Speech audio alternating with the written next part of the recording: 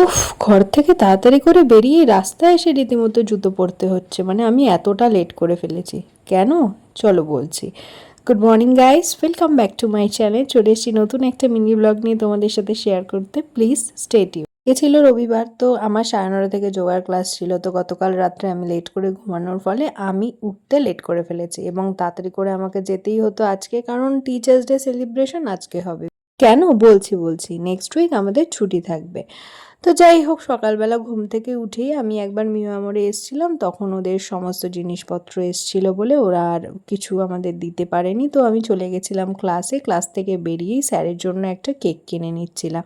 তো এখানে অনেক কেকের আইটেমস ছিল, তোমরা তো জানোই মিয়া মোড়ে কত রকমের ভ্যারাইটিস থাকে। অ্যান্ড পেস্ট্রিগুলো দেখে সকাল সকালে এত লোভ লাগছিল, মনে হচ্ছে সবকটা একটা একটা করে নিয়ে খেয়ে নিই। তো যাই হোক, এসব নাটক করতে করতে কমপ্লিট করলাম কেনা। একটা কেক কিনে এই চলে যাচ্ছিলাম স্যারের ক্লাসে অ্যাকচুয়ালি। তো এখানে ফ্যাশন সিটি দেখলেই পুজোর রমরমা বাজার। তো যাই হোক, এইবার স্যারের কাছে চলে এসেছি এবং স্যার কেক কাটিং করতে শুরু করে দিয়েছে। এবার এখানে আমাদের দুটো কনফিউশন হয়েছিল। দুদিন আগেই ছিল স্যারের বার্থডে, স্যার বুঝতে পারেনি যে আমার বার্থডের কেক কাটানো হচ্ছে না টিচার্স ডে। তো দেন ট্যাগ দেখে বুঝতে পারলো ও আলটিমেটলি টিচার্স ডে। আর এখানে সবাই একসাথে হাততালি দিয়ে দিয়েছে বলে স্যার অবাক হয়ে গেছে। তো এবার বললাম যে তুমিই খেয়ে নাও। হ্যাঁ, খেয়ে নিয়েছে এবার। তো যাই হোক, এরপর আমাদের সবাইকে একটা একটা করে প্লেটে সার্ভ করে দেওয়া হলো। তো এখানে সকালবেলা ঘুম থেকে উঠে মানে ফার্স্ট টাইম আমি লাইফে খালি পেটে কেক খাচ্ছি, মানে লিটারেলি আমার কেমন লাগছে আমিই জানি।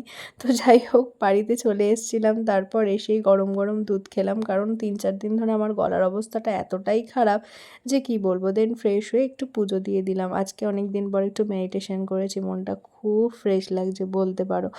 তো সকাল থেকেই দেখছো একদম সূর্যি মামা আনন্দে মেতে উঠেছে। কি পুজো আসছে, দেখছো তো ওয়েদার দেখেই বোঝা যাচ্ছে। আর আমিও তো খুব খুশি হয়ে গেছি। আর ইভেন আমি কেন, প্রত্যেকটা বাঙালি বলো, সবাই আমরা ভারতে যারা যারা থাকি সবার কাছে এই পুজোটা হচ্ছে আমাদের একটা বছরের অপেক্ষা।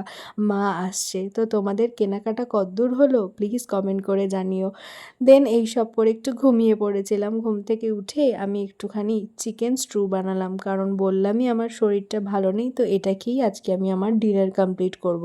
কিছুই না, জাস্ট পেঁয়াজ রসুন আদা একটুখানি ফ্রাই করে গোলমরিচ গুঁড়ো আর এই চিকেনটা সেদ্ধ ওর মধ্যেই করে নিয়েছিলাম, করে ব্যাস হয়ে গেল চিকেন স্টু। তো আজকের মতো এইটুকু, দেখা হচ্ছে নেক্সট ভিডিওয়ে, বাই।